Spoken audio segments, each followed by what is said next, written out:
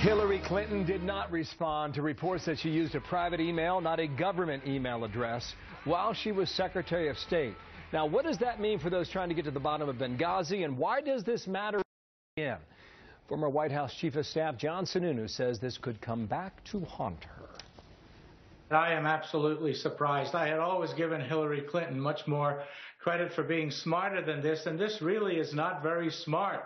She had to know that she has an agenda to run for president.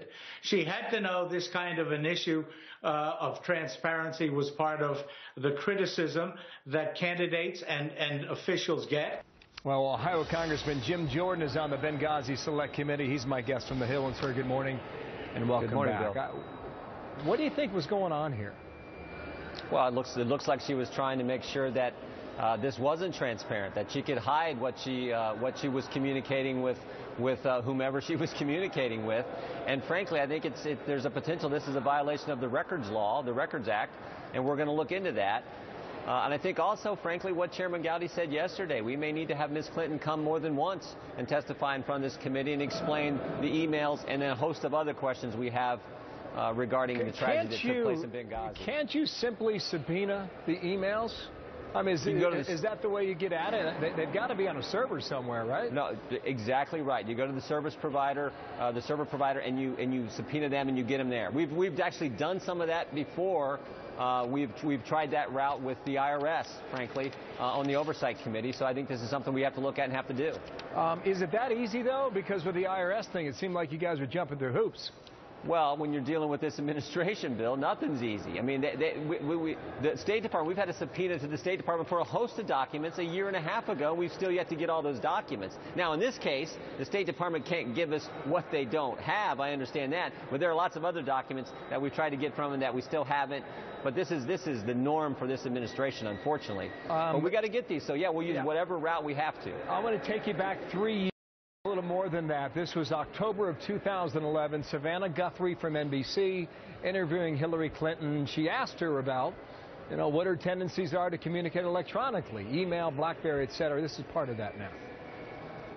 You mentioned technology. I have to wonder, how many people have your personal email address? Do you use your BlackBerry a lot? Do you like technology?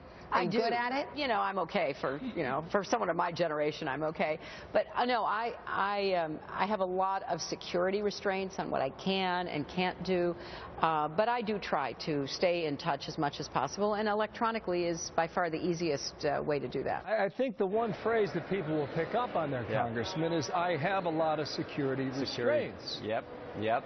All the more reason why you should use the most secure communication you can, which I got to believe is the State Department communication versus some private email that she'd set up on her own, or her political friends or whomever may have set it up. So you're exactly right, Bill, and I think that is when you're Secretary of State, you want secure communications. That's why you're supposed to use the State Department communications vehicles, and frankly, for transparency reasons and to comply with, I believe, the Records Act, she should have been doing it that way as well. Josh Earnest said this yesterday. When there are situations where personal email accounts are used, it's important for those records to be preserved, consistent with the Federal Records Act. Do we know that happened or not? We don't, because she's in possession of these emails, her and her counsel, I assume. So we're going to have to go to them, and we can't let them be the arbiters, them be the deciders of what we need. We need all that information so we can decide what's important for American people and, frankly, the 4 families of those individuals who were killed in Benghazi, so they can get to the truth. That's what this is all about, and we need all the information relevant to that we can get, and that includes Hillary Clinton's emails. I don't know how much you know about this, but apparently the Associated Press is reporting that her email was traced back to an internet service that was registered to her home in Chappaqua, New York. Now, you have to think, as an acting Secretary of State, there could be valuable information communicated by way of email.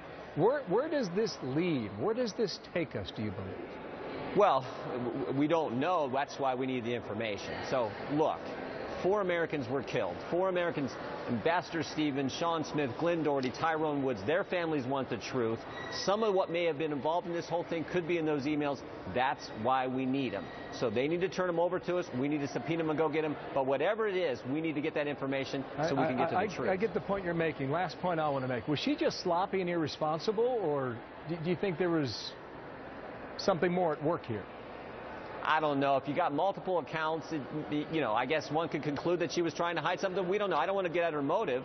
Maybe it was more convenient, what have you, but I think it was wrong. And more importantly, and most importantly, that's why we need the information to find out what took place and why 4 Americans gave their lives or lost their lives in Benghazi. More to come on this. Jim Jordan, thank you. Republican from Ohio with us from Capitol Hill.